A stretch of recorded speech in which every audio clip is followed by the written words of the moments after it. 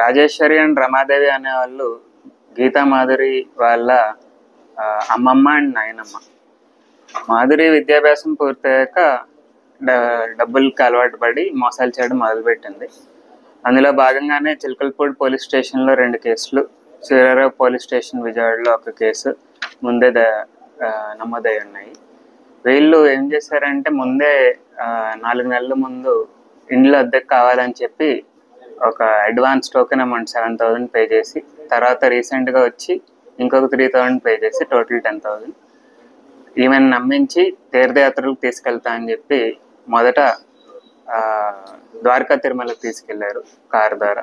ఆ తర్వాత షిరిడికి తీసుకెళ్లారు బై ట్రైన్. షిరిడికి తీసుకెళ్తా అని చెప్పిన టైంలో ఏదైతే ట్రైన్ మిస్ అవుతా అని చెప్పి గబగబా తీసుకెళ్ళి ఆ తర్వాత వెనక్కి వచ్చి ఇంటి తాళం పగలగొట్టి వాళ్ళకి కావాల్సిన తాళం వేసుకుని వెళ్ళిపోయారు.